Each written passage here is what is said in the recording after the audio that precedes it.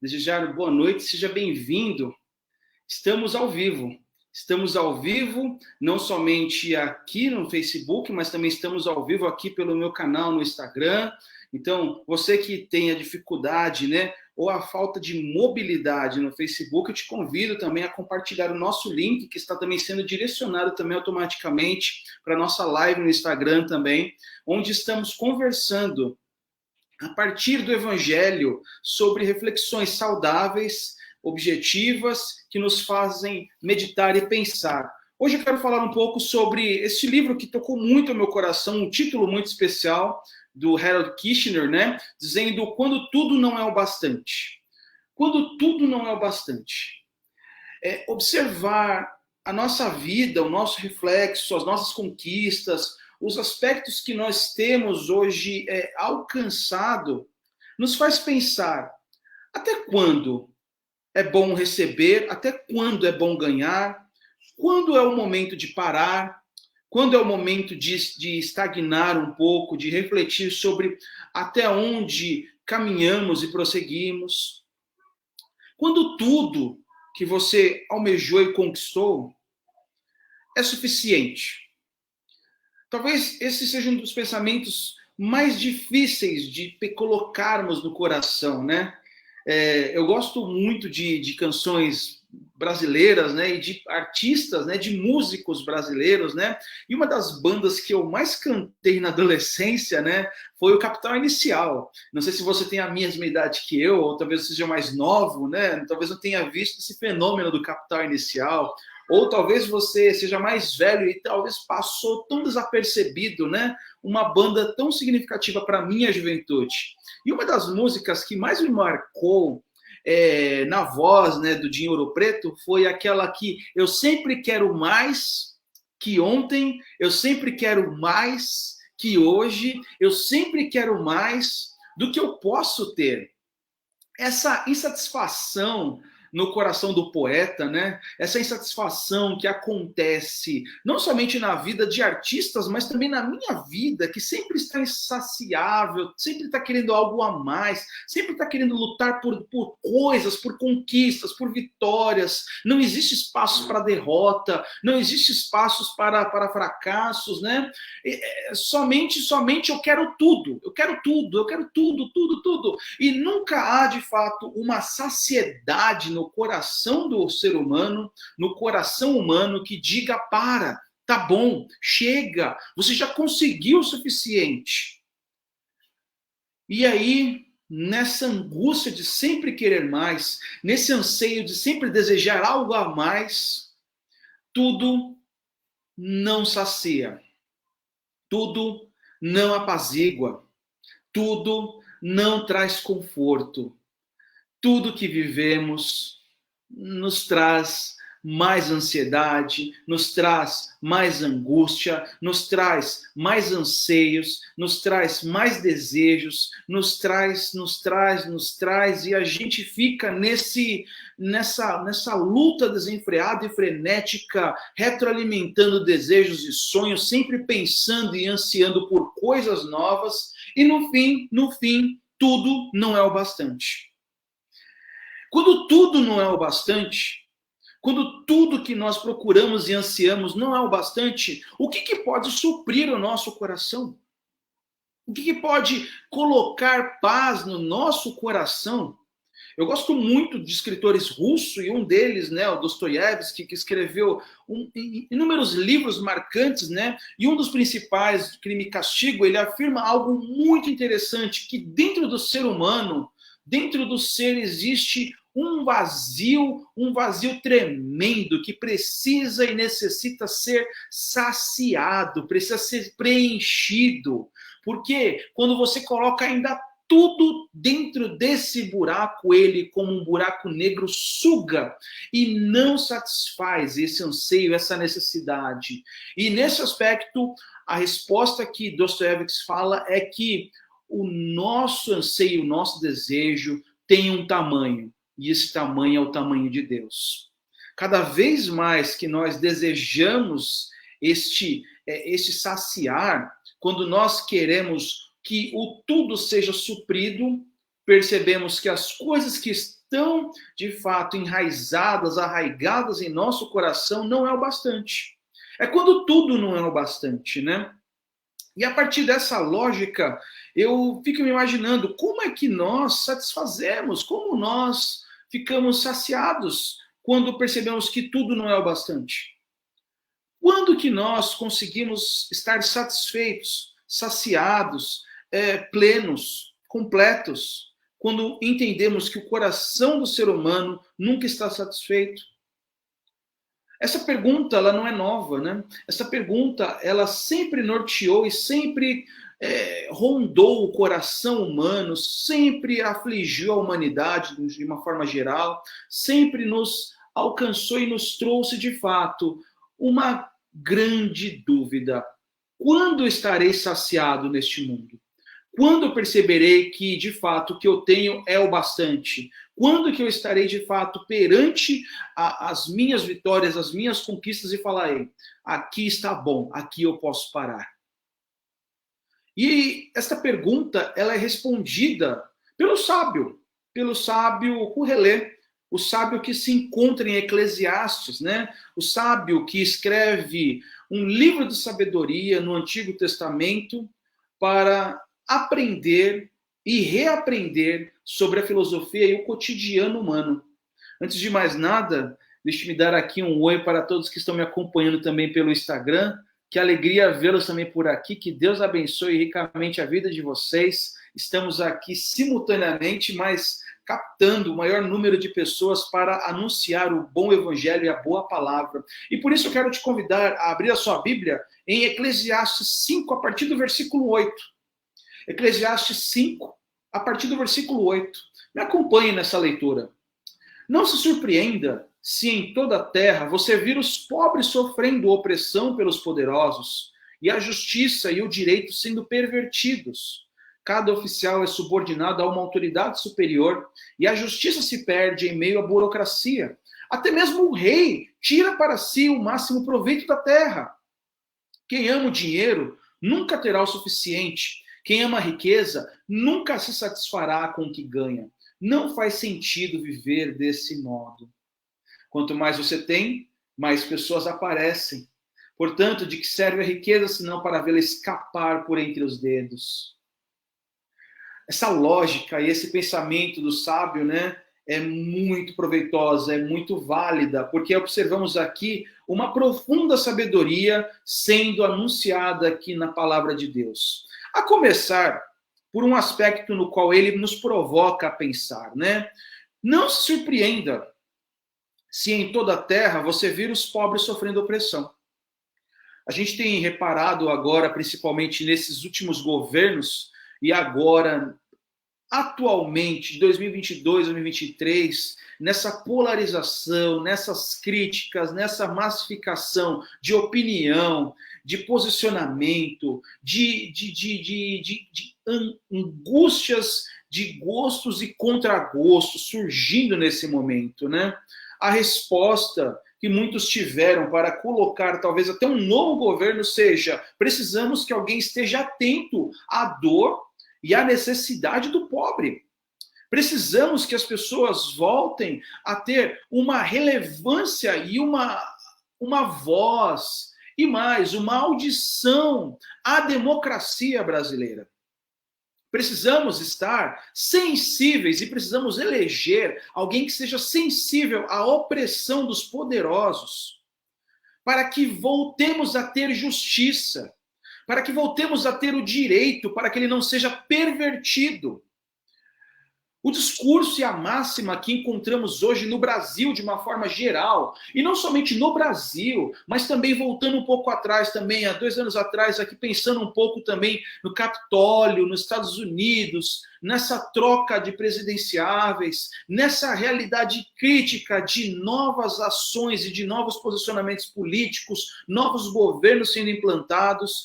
Talvez a maior fala e a maior crítica que todos realmente coloquem diante do novo presidente e do último presidente que saiu seja: precisamos que alguém esteja sensível ao oprimido. Precisamos que alguém esteja sensível ao pobre. Precisamos de alguém que seja poderoso o suficiente para restabelecer a justiça. Precisamos de alguém que seja responsável pela diminuição da perversidade. Queremos algo realmente moralmente correto. E eu não quero, de fato, me prender a uma determinada agenda, uma determinada pauta, mas eu quero estar de olho aqui e atento à perspectiva que o autor de Eclesiastes também falava sobre essa realidade e apontava para nós também sobre essa atual realidade crítica que afligia não somente o Brasil, mas também afligia Israel, principalmente nesse período do Veterotestamentário, no período do Antigo Testamento. Essa realidade crítica e dura que observamos sobre o problema da pobreza, o problema da opressão, o problema da injustiça, a falta de direito, ela é recorrente, ela é notória, ela é doentia. E aqui o sábio afirma para nós: não se surpreenda se em toda a terra você ver o pobre sofrendo. Não se surpreenda se você continuar observando as opressões que estão acontecendo nesse país, nesse mundo. Não se surpreenda se os poderosos não buscam a justiça. Não se surpreenda se a opressão permanece ainda mitigando os direitos daqueles que são pervertidos. Perceba que ele ainda continua afirmando algo extremamente dolorido para se ouvir, principalmente nesse momento de idolatria e de esperança política, de esperança partidária. O sábio afirma: cada oficial é subordinado a uma autoridade superior, e a justiça se perde em meio à burocracia, e até mesmo o rei tira para si o máximo proveito da terra. O autor de Eclesiastes está dizendo o óbvio ululante. O óbvio ululante é que até os maiores, os poderosos, usurpam e absorvem do máximo da terra. Troque o poder, troque o governante e você vai perceber que ainda eles vão continuar ainda usurpando do melhor da terra e deixando o resto para a população, deixando, quiçá, algo para o pobre, para aquele que é oprimido, para aquele que passa desolação, para aquele que sofre da injustiça, para aquele que não tem os seus direitos sendo contemplados. A palavra que o Eclesiastes afirma para nós aqui, o sábio, é extremamente dura e realista, né? Aliás, todo o livro de Eclesiastes, ele trabalha de uma forma muito real e autêntica, né? Eclesiastes, inclusive, nos desafia a refletir com profundidade a respeito de questões extremamente triviais e básicas. A vida e tudo que ela abrange parece vapor sem sentido. Algo que hoje está aqui e amanhã desaparece. Nem por isso, contudo, a nossa existência, né, precisa ser desprovida de propósito. Eclesiastes, ele recomenda que busquemos sabedoria e um modo de vida justo e encontremos propósitos em nos lembrar de nosso Criador e em guardar os seus mandamentos. E assim teremos alegria na vida que Deus nos deu. A alegria que encontramos na vida que Deus nos deu é na satisfação, é na realização. E ele começa a nos explicar isso através desses versículos, né? Quem ama o dinheiro nunca terá o suficiente. Quem ama a riqueza nunca se satisfará com o que ganha. Pensar nessa lógica e pensar nesses aspectos nos faz pensar de fato que tudo não é o bastante, tudo não é o suficiente, tudo não é necessário para a sua vida. Às vezes imaginamos que habitar num lar rico e num berço de poderosos nos faz uma tremenda alegria. Eu me recordo de estar lendo uma antiga matéria da Madonna dizendo que a maior angústia da vida dela era quando acabava um show. A maior tristeza da vida dela era chegar num apartamento luxuoso e grandioso e perceber que ela não tinha mais ninguém. Era habitar no vazio da alma. É quando tudo não é o bastante, sabe? É quando tudo que nós procuramos e ansiamos não é o suficiente. É quando tudo que nós lutamos para ter não sacia, não contempla, não orna, não nos faz realizados. E aí ele continua. Quanto mais você tem, mais pessoas aparecem para ajudá-lo a gastar. Portanto, de que serve a riqueza senão para vê-la escapar por entre os dedos? É interessante observar que a analogia que o sábio, né, o Correleus, o Eclesiastes, ele aponta é para que a nossa riqueza, as nossas conquistas são como areia nessa vida. É como água, nós colocamos ela na mão e ela começa a escorrer por entre os dedos.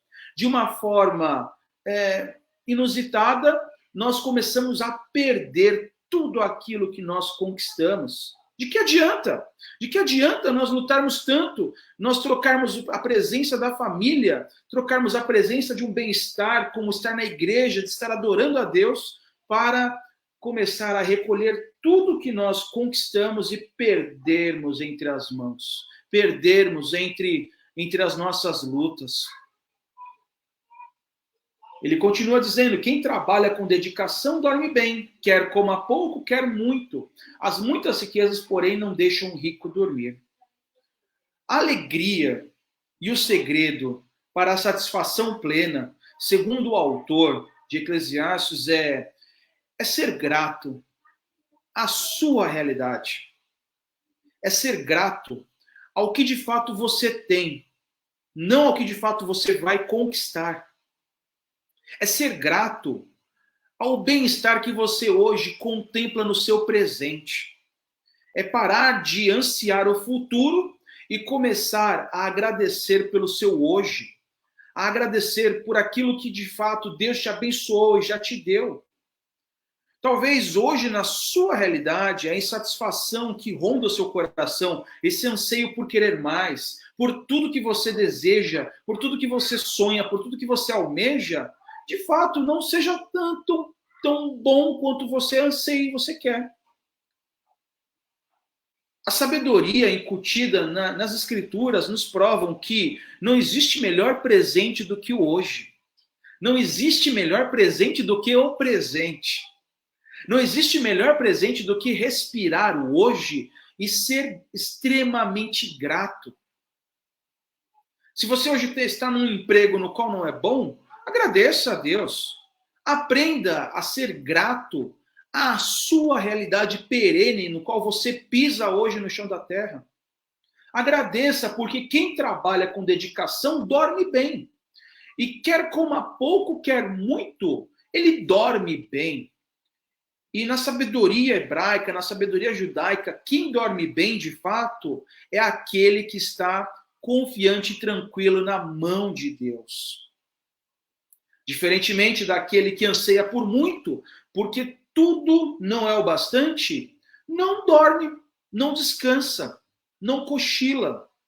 Está sempre preocupado, está sempre ansioso, está sempre angustiado, está sempre querendo mais, está sempre com medo de perder, está sempre de olho na bolsa, está sempre atento às oscilações, está sempre correndo atrás do vento, e assim como o vapor que dissipa e vai embora e para, assim também é a vida deste também que está insatisfeito com tudo e com todos. Eclesiastes continua dizendo: observei ainda um outro grave problema debaixo do sol. O acúmulo de riquezas prejudica seu sono. Se o dinheiro é colocado em investimentos arriscados e eles dão errado, perde-se tudo. No final não sobra nada para deixar aos filhos. Todos nós chegamos ao fim da vida nus e de mãos vazias, como no dia em que nascemos. Eu gosto muito de uma frase de Jó, no livro também de Jó, né, inclusive, que ele fala assim: nu eu vim e nu eu vou voltar para a terra. Encontrar a perenidade e a satisfação dessa vida é saber que nada iremos levar. Eu me recordo de uma história contada, né, sobre o velho Rockefeller, um dos homens mais ricos que este mundo presenciou. E na hora no qual Rockefeller estava sendo enterrado e velado, um dos homens perguntou, né, a um dos mordomos e guardiões de toda a riqueza, né, de Rockefeller, perguntou assim: e o que ele está levando para esta terra? Ele falou assim: não está levando nada. Não está levando nada para o túmulo. Não está levando um centavo para o túmulo. Rockefeller está deixando tudo. Ele lutou e não conseguiu deixar nada para se vangloriar, não conseguiu garantir nada. Nu veio, nu voltou.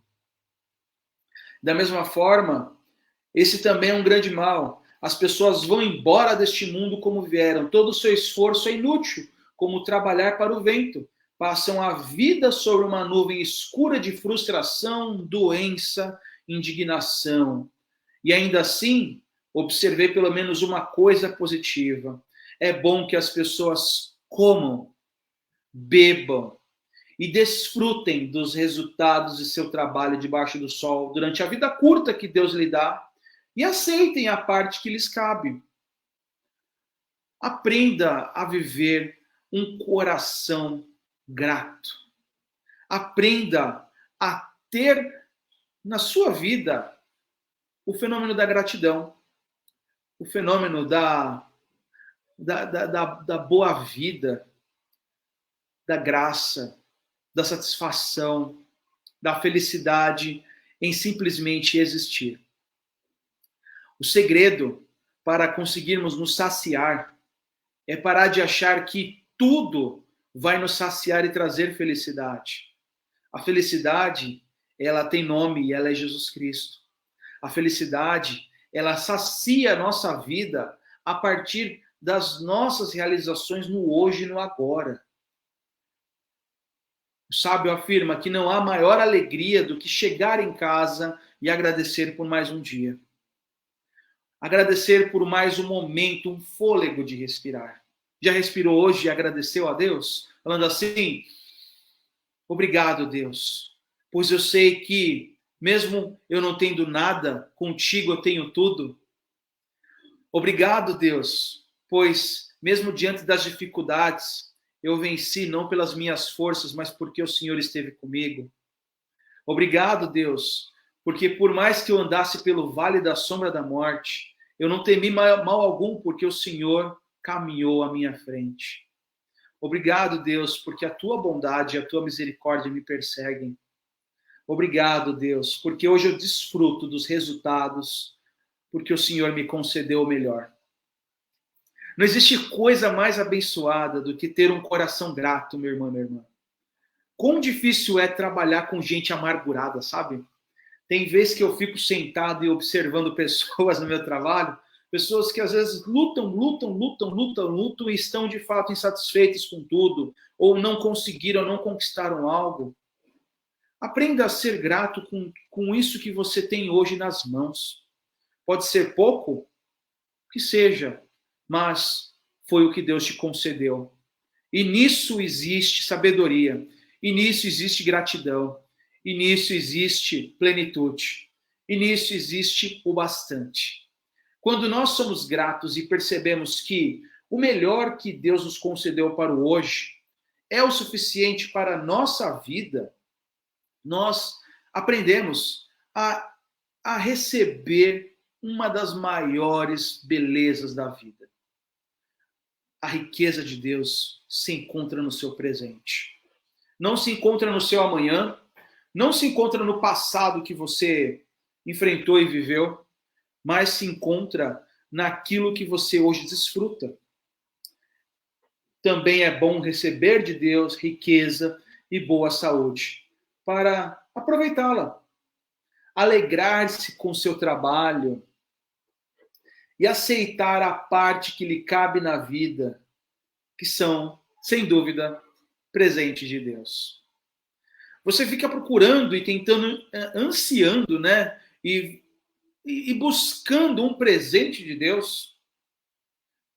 O que eu falo para você nessa noite, o presente de Deus é o seu agora, é o seu hoje. O presente de Deus é esse momento no qual você respira e agradece por mais um dia. O presente de Deus é este momento no qual você para e observa que tudo que você tem não veio das suas forças, mas veio da misericórdia e da bondade de Deus.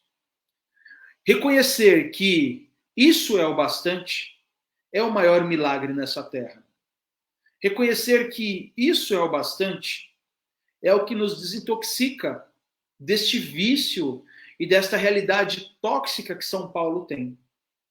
Reconhecer as nossas limitações e agradecer por tudo que Deus já nos deu no hoje, no agora, é um dos maiores milagres dessa vida.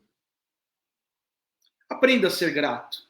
Aprenda a reconhecer que não existe maior riqueza, não existe maior saúde, não existe maior presente, não existe maior bondade do que o seu presente hoje. É dessa maneira que nós reconhecemos que tudo é o bastante. Tudo que eu tenho hoje é o bastante. Tudo que eu possuo agora é o suficiente. Tudo que eu possuo nas minhas mãos é valoroso. Não adianta eu sonhar e almejar por algo que vai ter. Dias melhores vão chegar, um futuro melhor que me aguarda. Eu sei que hoje não está bom, mas amanhã eu vou... Sabe, essa busca desenfreada, ela é criticada pelo pensador, o autor de Eclesiastes, sabia? Não é bom você ficar aguardando uma felicidade que não está na sua mão, que ainda é transitória.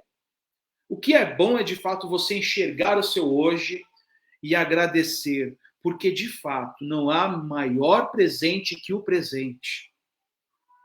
Não há um melhor bênção do que você encontrar no agora, no hoje, na vida, neste instante. É olhar para este momento, 21 e 29, neste horário que eu estou realmente fazendo a live, ou talvez no horário que você for assistir essa live e falar assim: como Deus é bom por me beneficiar com este momento no agora.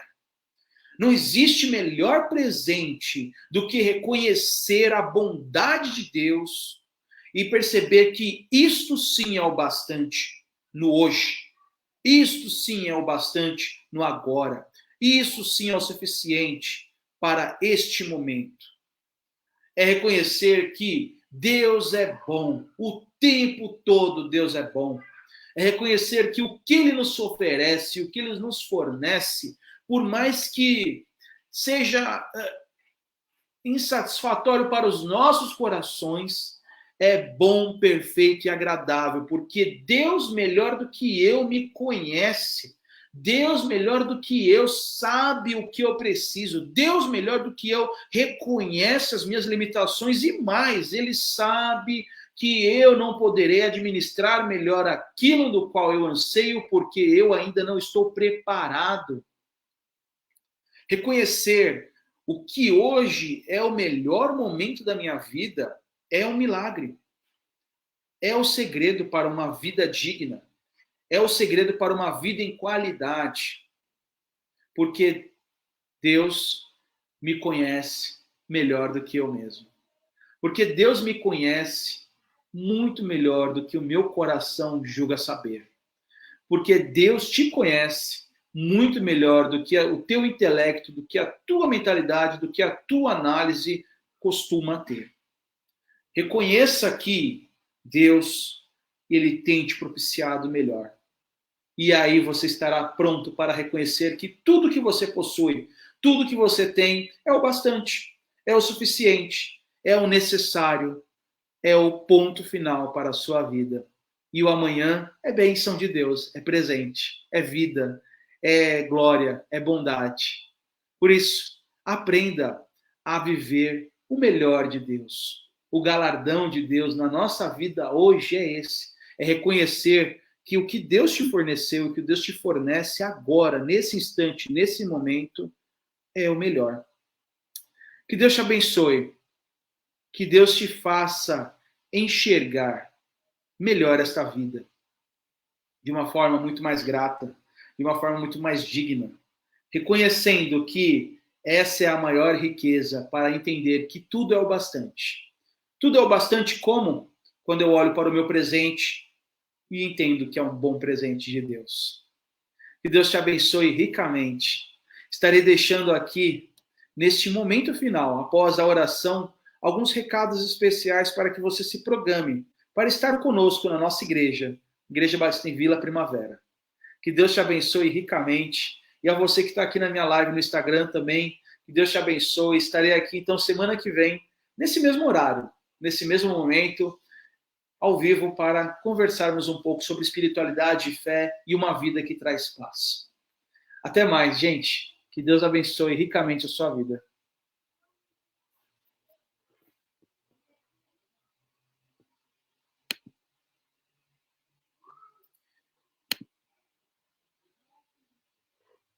Vamos orar. Deus amado, Deus querido, eu te agradeço, ó Pai. Eu te agradeço pelo meu hoje. Te agradeço pelo agora. Eu te agradeço por tudo que o Senhor me concedeu.